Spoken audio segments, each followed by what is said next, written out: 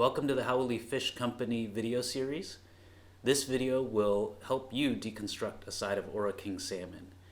Your salmon will arrive like this, and orient yourself to where the collar and comma is, the top loin, the belly, the tail, and that middle loin.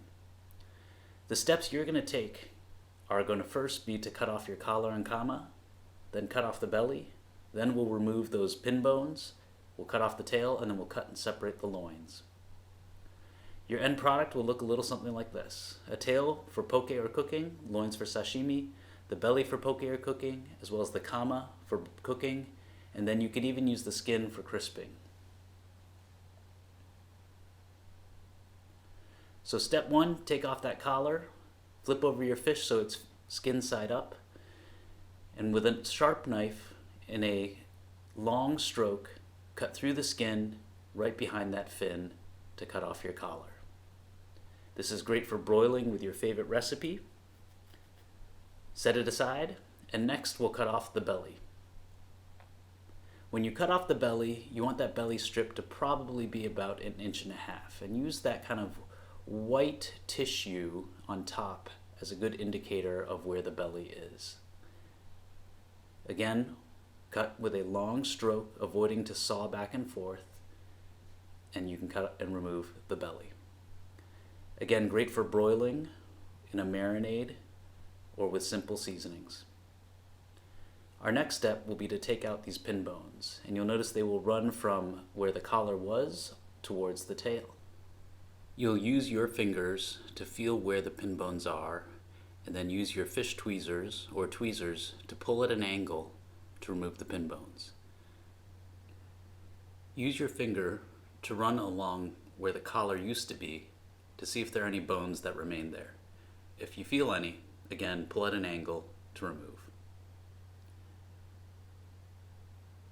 You'll notice that the bones will run from the collar towards the tail, but not all the way to the end.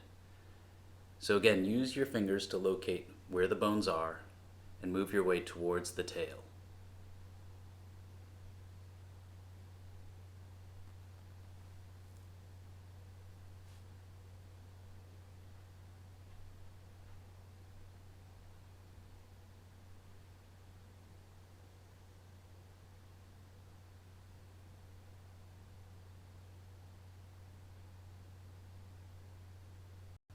Once you're done,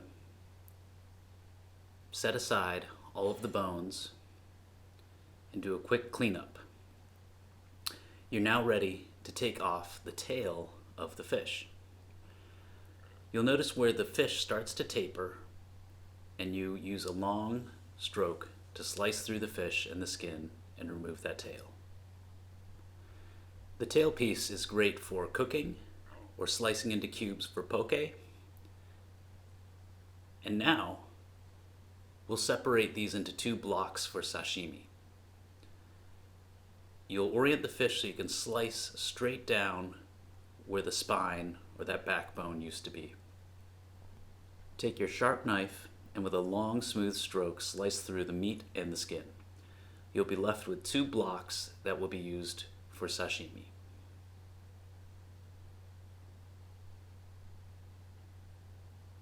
Once you have your blocks, your next step will be to remove the skin.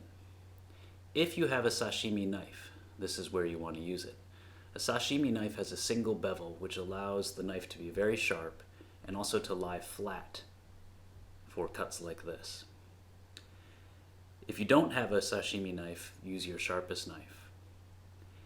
You can start a little cut to get under the skin, and then put your knife blade there. Hold the skin to create some tension, and slowly and smoothly work your way down the piece of fish. You want to be careful to not angle your knife blade up too far or down too far. If you angle it up, it will slice into the meat of the fish, and if you angle it down, you may cut through the skin. If either of these happen, don't fret.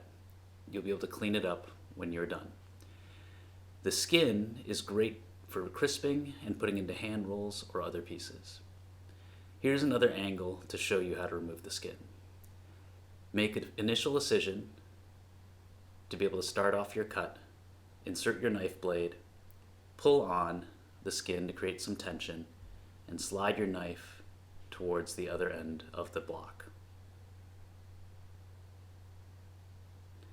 Again, as long strokes as possible to try to keep the integrity of the flesh and the meat of the fish intact.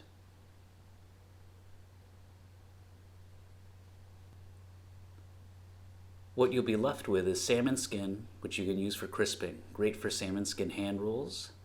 You have your 2 loins for sashimi, a tail for poke or cooking, belly and kama for broiling as well. To cut your sashimi, which you can use to eat as sashimi or nigiri, take your sharp knife and again with a long, hopefully singular knife stroke, cut through your block. It can be personal preference in terms of how thick to cut your sashimi pieces. We typically cut ours about a little less than 1/4 of an inch thick, particularly with salmon. You also notice that the knife blade is on a slight bias, not cutting straight perpendicular to the cutting board, but on a slight angle. Once you've sliced your sashimi, you're ready to enjoy. Thanks for watching and enjoy your fish.